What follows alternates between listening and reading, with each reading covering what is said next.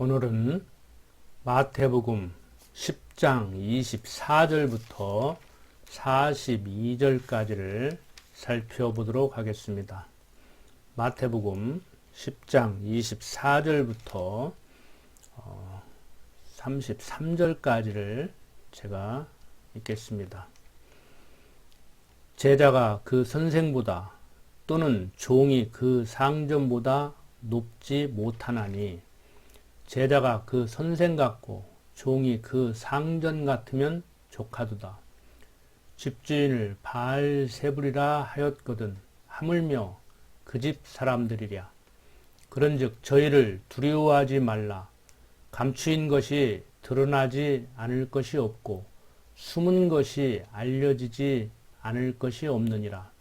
내가 너희에게 어두운 데서 이르는 것을 광명한 데서 말하며 너희가 귓속으로 듣는 것을 집 위에서 전파하라. 몸은 죽여도 영혼은 능히 죽이지 못하는 자들을 두려워하지 말고 오직 몸과 영혼을 능히 지옥에 멸시하는 자를 두려워하라. 참새 2마리가 한 아사리온에 팔리는 것이 아니냐. 그러나 너희 아버지께서 허락지 아니하시면 그 하나라도 땅에 떨어지지 아니하리라. 너희에게는 머리털까지 다 세신 바 되었나니 두려워하지 말라. 너희는 많은 참새보다 귀하니라. 누구든지 사람 앞에서 나를 시인하면 나도 하늘에 계신 내 아버지 앞에서 저를 시인할 것이요. 누구든지 사람 앞에서 나를 부인하면 나도 하늘에 계신 내 아버지 앞에서 저를 부인하리라. 지난 시간에 이 동네에서 너희를 핍박하거든 저 동네로 피하라. 내가 진실로 너희에게 이르노니 이스라엘의 모든 동네를 다 다니지 못하여서 인자가 오리라고 말씀하신 내용을 살펴보고 마쳤었습니다. 이 내용은 누가복음 9장 27절과 마태복음 16장 28절을 보면은 또 언급하고 있습니다. 먼저 누가복음 9장 27절을 보면은 내가 참으로 너희에게 이르노니 여기 섰는 사람 중에 죽기 전에 하나님의 나라를 볼 자도 있느니라라고 얘기하고 있습니다. 그리고 마태복음 16장 28절 보면은 진실로 너희에게 이르노니 여기 섰는 사람 중에 죽기 전에 인자가 그 왕권을 가지고 오는 것을 볼 자도 있느니라. 이 얘기는 앞으로 임하는 우리가 일반적으로 생각하는 그 천국이 임하면은 그것을 본다는 말이 아니고 사복음서 내용을 살펴보면은 바로 엿새 후에 예수님께서 베드로와 야고보 그 형제 요한을 데리시고 높은 산에 올라가신 일이 있습니다. 우리가 일반적으로 변화산이라고 그러죠. 거기에서 예수님께서 변화된 모습을 보이셨습니다. 그때 모세와 엘리야가 예수로 더불어 말씀하시는 것이 저희들에게 이렇게 보이니까 베드로가 예수님께 이런 얘기를 했죠.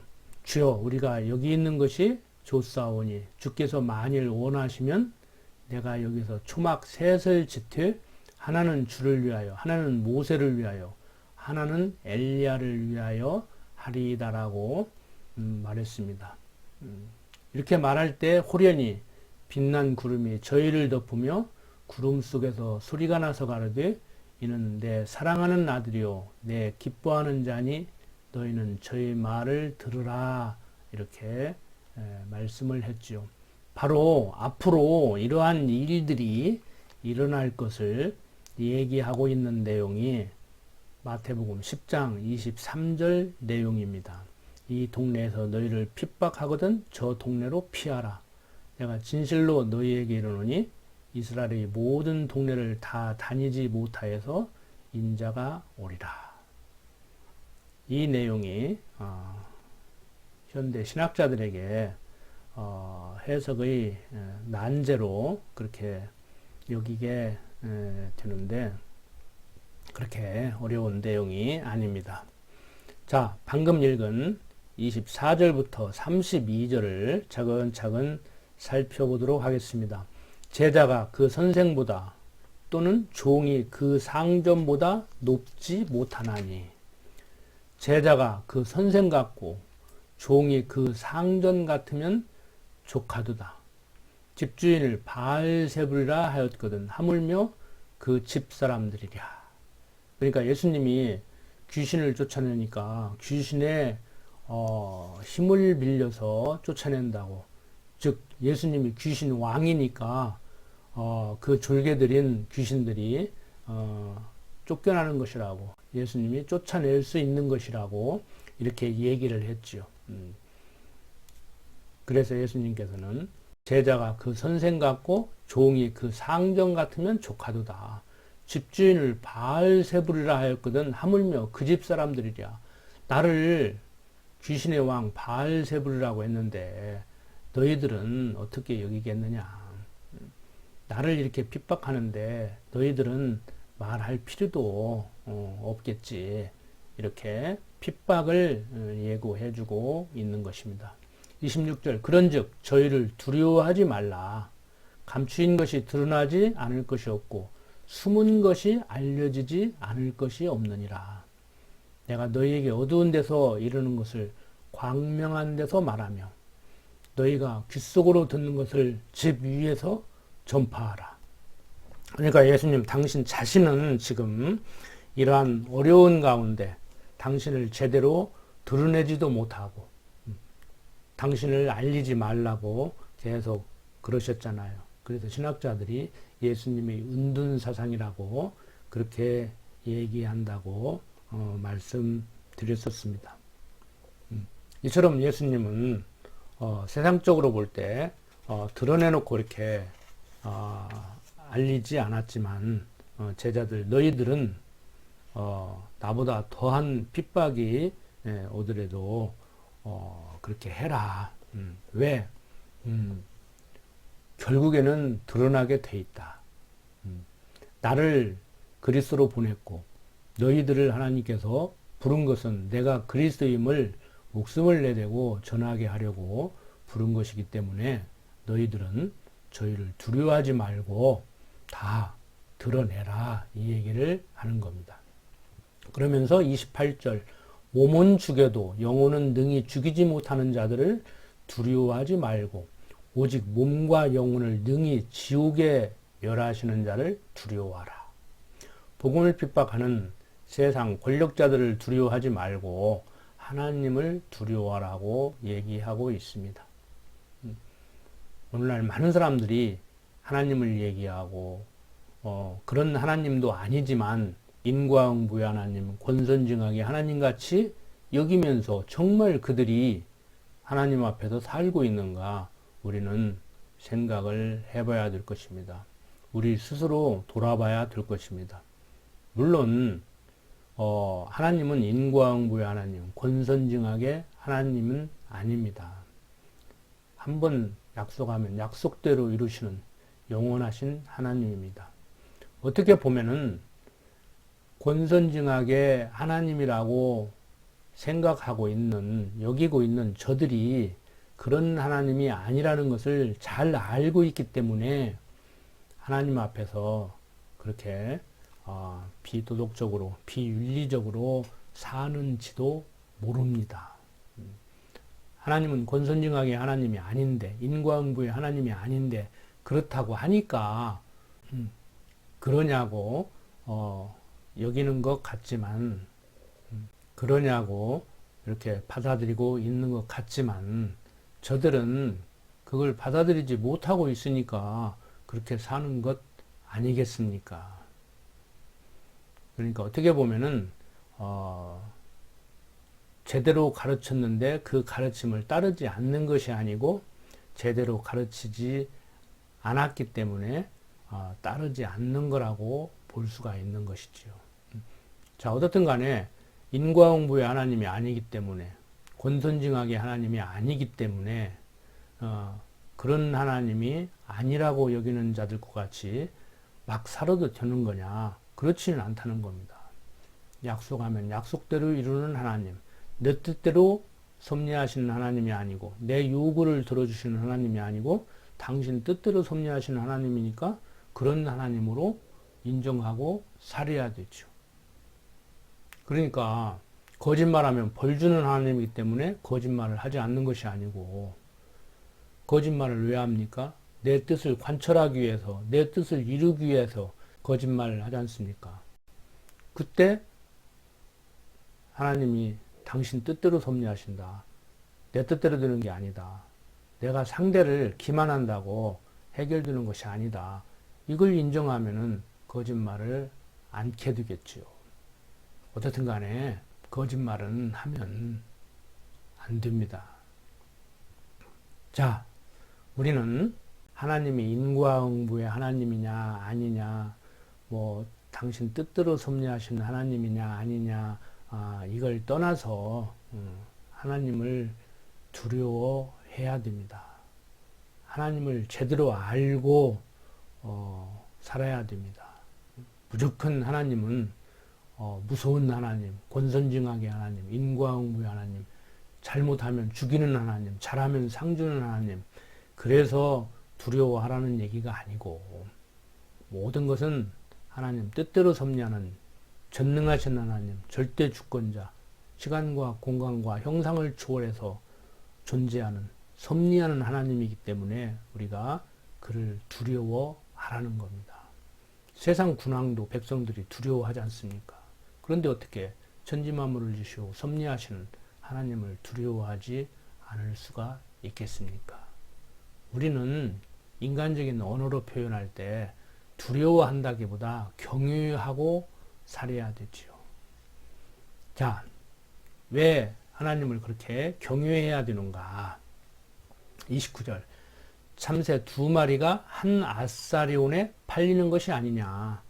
그러나 너희 아버지께서 허락지 아니하시면 그 하나라도 땅에 떨어지지 아니하리라.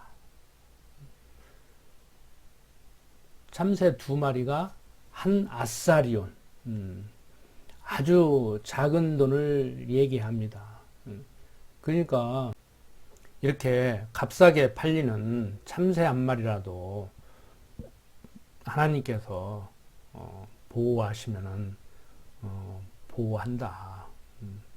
이렇게 값싸게 팔리는 참새 한 마리도 하나님께서 허락지 아니하시면 땅에 떨어지지 않는다.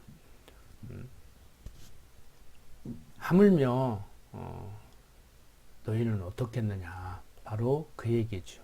30절. 너희에게는 머리털까지 다 세신 바 되었나니 두려워하지 말라. 너희는 많은 참새보다 귀하니라. 그렇죠. 참새 한 마리도 마음대로 땅에 떨어지지 않게 하시는 하나님께서 예수가 그리스도임을 증거하게 하려고 부르신 예수님의 제자, 하나님의 섭리 도구인 사도들을 어떻게 가만 놔두겠습니까? 보호하시지요. 그래서 32절 보면 누구든지 사람 앞에서 나를 시인하면 나도 하늘에 계신 내 아버지 앞에서 저를 시인할 것이요. 누구든지 사람 앞에서 나를 부인하면 나도 하늘에 계신 내 아버지 앞에서 저를 부인하리라. 자, 이렇게 예수님께서는 심판 주신 하나님의 보호하심을 믿고 그리스도를 시인하라고 가르치고 계십니다. 자, 34절부터 42절까지 보겠습니다. 내가 세상에 화평을 주러 온 줄로 생각지 말라. 화평이 아니오 검을 주러 왔노라. 내가 온 것은 사람이 그 아버지와 딸이 어미와 며느리가 시어머니와 부러워하게 하려 함이니 사람의 원수가 자기 집안 식구리라. 아비나 어미를 나보다 더 사랑하는 자는 내게 합당치 아니하고 아들이나 딸을 나보다 더 사랑하는 자도 내게 합당치 아니하고 또 자기 십자가를 지고 나를 좇지 않는 자도 내게 합당치 아니하니라.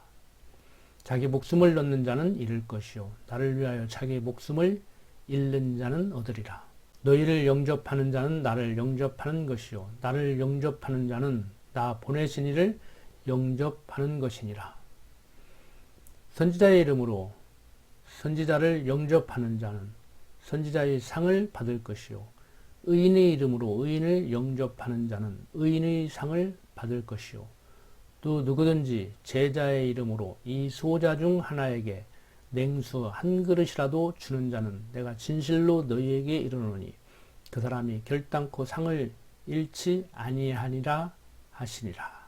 예수님께서는 말씀하시기를 내가 세상에 화평을 주러 온 줄로 생각지 말라. 화평이 아니요 검을 주러 왔노라고 얘기를 하고 있습니다. 이게 무슨 말인가 하면은 많은 사람들이 예수님이 세상의 평화를 위해서 일하시는 분으로 이렇게 여기게 됩니다. 그런데 복음이 땅에 떨어진 그 순간, 즉 예수가 그리스도로 오셔서 복음을 전할 때 그렇게 그리스도를 학수고대하던 유대인들이 핍박함은 물론이요. 지금도 예수 믿는 사람들을 핍박하고 있죠. 물론 윤리도덕적으로 문제를 일으키고 많은 대형 교인들이 사유의 지탄을 받는 사유의 개혁 대상이 된 그러한 모습을 띠고 있지만 그들이 생각하는 그러한 교의로 남는다고 해도 교의는 핍박을 받게 돼 있습니다. 교의가 잘해야 되겠죠. 그렇지만 잘못해서 핍박을 받는 게 아닙니다. 잘하면 잘할수록 오히려 더 핍박을 받을 수도 있습니다. 그렇다고 그냥 돈이나 밝히고 교의가 사회적으로 도덕적으로 윤리적으로 그렇게 지탄받게 그렇게 처신해야 된다는 얘기는 아닙니다. 어떻든 간에 교인은 잘하든지 못하든지 어떻게 보면 잘하면 잘할수록 더 핍박받게 돼 있습니다. 여러분들 개인도 그러지 않습니까? 여러분들이 착하게 살면 다 사람들이 존경하고 그렇게 칭찬해 줄 것 같습니까?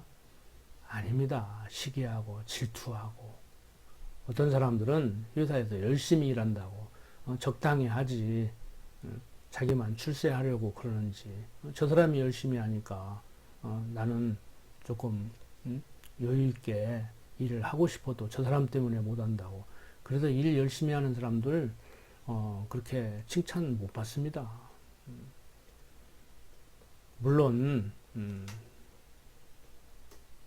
너무 제가 한쪽으로 치우쳐서 극단적으로 그렇게 표현을 하고 있는지는 모르지만 그게 세상입니다. 그러지 않습니까? 동기들끼리도 먼저 승진하면은 흔들어대고 동기들보다 뒤처지면 밟히고 그러게 세상의 인심입니다. 어떻든 간에 예수님은 세상에 화평을 주러 온 것이 아니고 검을 주러 왔다고 합니다. 복음을 접하는 순간 복음을 핍박하는 사람들이 있습니다. 한 가정에도 기독교 복음이 들어가면은 분란이 일어납니다. 자, 내가 온 것은 사람이 그 아비와 딸이 어미와 며느리가 시아버지와 불화하게 하려 함이니 또 사람의 원수가 자기 집안 식구리라. 아비나오미를 나보다 더 사랑하는 자는 내게 합당치 아니하고 아들이나 딸을 나보다 더 사랑하는 자도 내게 합당치 아니하고 또 자기 십자가를 지고 나를 좇지 않는 자도 내게 합당치 아니하리라. 자기 목숨을 넣는 자는 잃을 것이요 자기를 위하여 자기 목숨을 잃는 자는 얻으리라.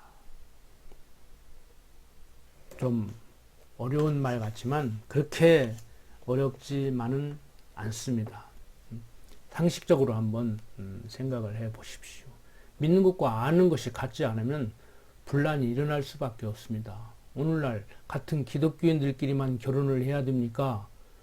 부부간의 종교가 다르면 안 됩니까? 가족들끼리 꼭 종교가 같아야 됩니까? 그러는데 여러분들 한번 생각해 보십시오. 가치관이 다른데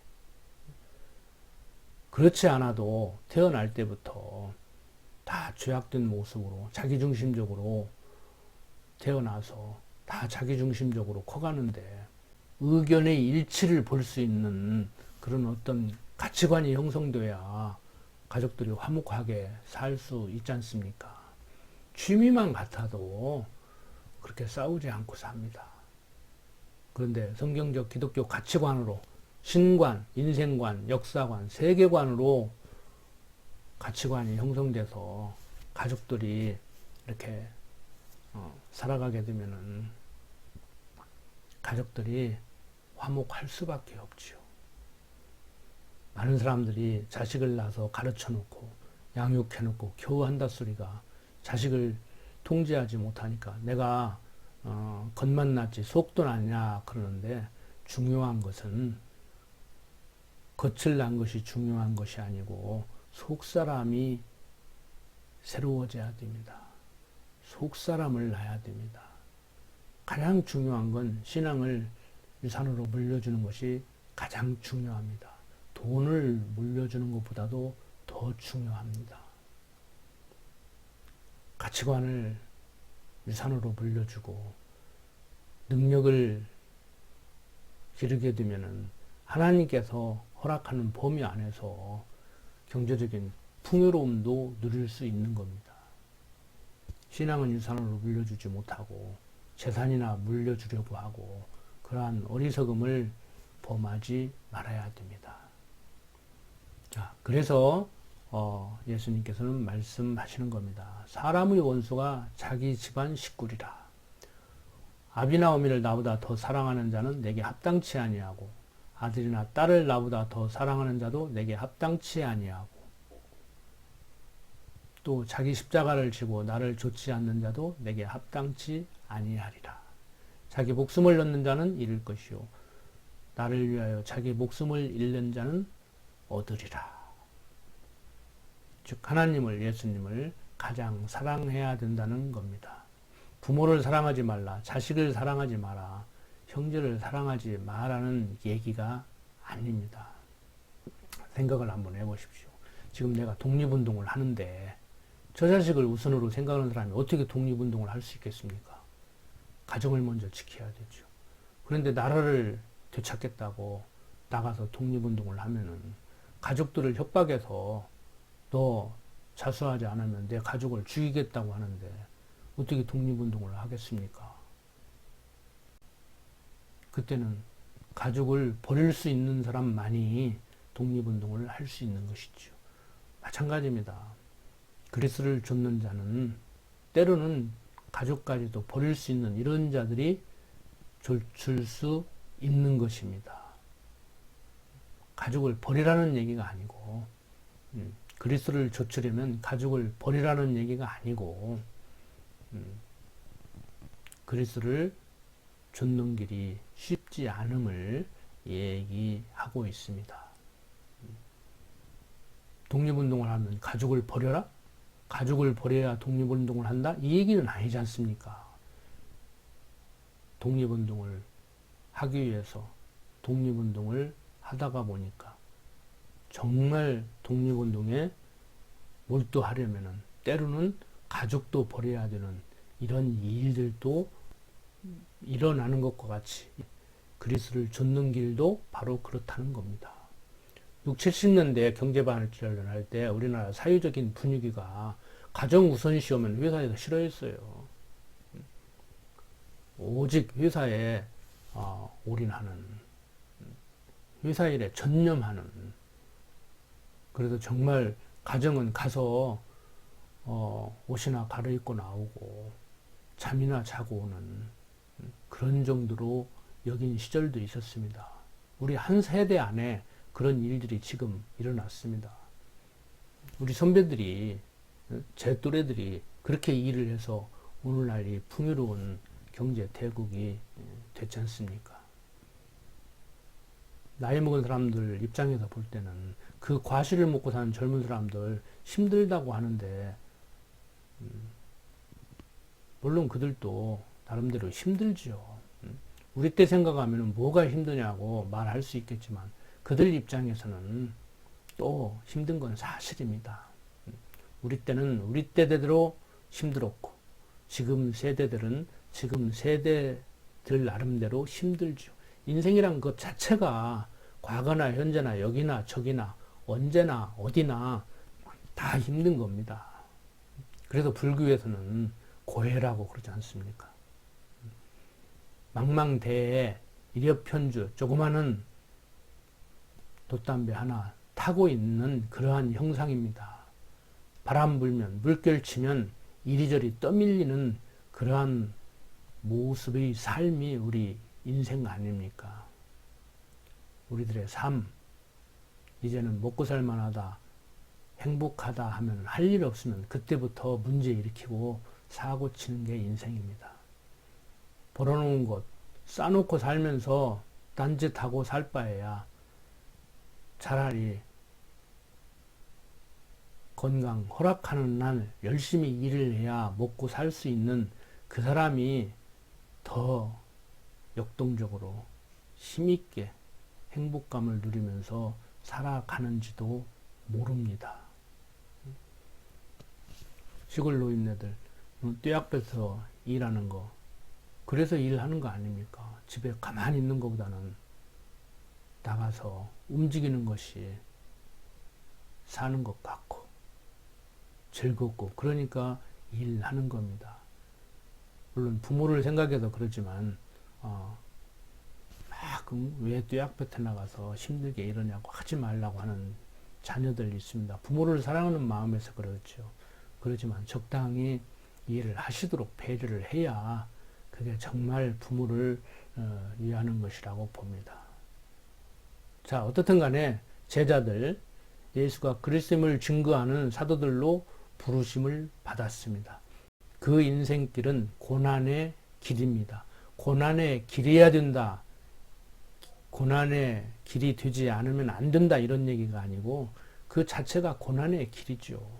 오늘날 복음 전하는 자들도 마찬가지 않습니까? 대형교회 무슨 기업 물려받을 듯이 다른 직장 갖는 것보다 편안하니까 목표를 하려고 하는 사람들도 있을 겁니다.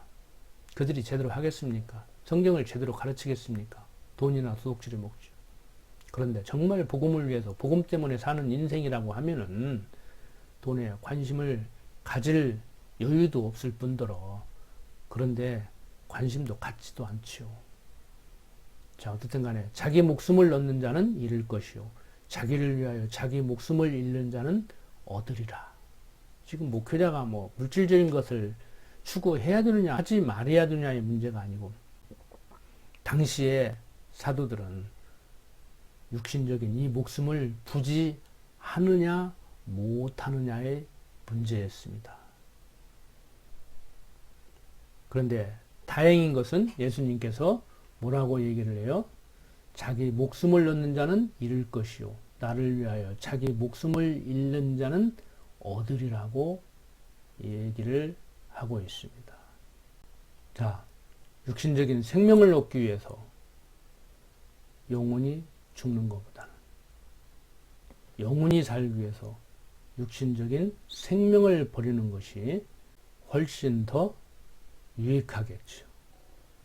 그래서 10장 28절 보면은 몸은 죽여도 영혼은 능히 죽이지 못하는 자들을 두려워하지 말고 오직 몸과 영혼을 능히 지옥에 멸하시는 자를 두려워하라고 얘기하고 있는 겁니다. 예수 믿는 자들을 잡아 죽이는 세상 권세자들을 두려워하지 말고 전지만물을 지으시고 섭리하시는 그리스도 보낸다고 약속하고 예수를 그리스도로 보낸 영원하신 하나님을 두려워하라는 겁니다. 자, 40절 계속 봅니다. 너희를 영접하는 자는 나를 영접하는 것이요 나를 영접하는 자는 나 보내신 이를 영접하는 것이라. 선지자의 이름으로 선지자를 영접하는 자는 선지자의 상을 받을 것이요 의인의 이름으로 의인을 영접하는 자는 의인의 상을 받을 것이요 또 누구든지 제자의 이름으로 이 소자 중 하나에게 냉수 한 그릇이라도 주는 자는 내가 진실로 너희에게 이르노니 그 사람이 결단코 상을 잃지 아니하리라 하시니라. 예수님께서는 제자들을 영접함이 그리스도와 하나님을 영접함과 같아 상이 있을 것이라고 가르치고 있습니다. 오늘 사는 우리들은 예수를 그리스도로 믿는 믿음으로 말미암아 하나님을 여호와로 알고 사는 자들입니다. 그리고 예수가 그리스도임을 증거하는 전도자들이기도 합니다. 우리에게 임한 복이 바로 예수 믿고 예수를 그리스도로 전하는 데 있습니다. 이보다 더 큰 복이 어디에 있겠습니까? 세상 사람들은 우리들의 이러한 말을 어떻게 이해하고 받아들일는지 모르지만 성경에 근거한 가치관으로 무장을 하고 살아가야 될 우리들에게 있어서는 이보다 더 큰 복이 없음을 우리는 알아야 합니다. 자, 어떻든 간에 육신의 목숨을 얻기 위해 그리스도를 부인하는 자가 되지 말고 그리스도를 위해 육신의 목숨까지도 버릴 수 있는 그러한 신실한 그리스도인으로 살아갔으면 합니다. 기도드립니다. 아버지 하나님, 오늘 사는 우리들에게 예수를 그리스도로 믿는 믿음을 선물로 주시고 하나님을 여호와로 알고 살도록 인도하시니 감사합니다. 어떠한 상황 가운데서도 예수를 믿는 것 때문에 당하는 핍박, 능히 견딜 수 있도록 하나님께서 붙들어 주시고 이 땅에 사는 동안 육신의 장막 벗는 그날까지 오직 복음을 위해서 사는 신실한 성도들로 살아가게 하여 주시옵소서. 부족한 종 예수님 이름으로 기도드립니다.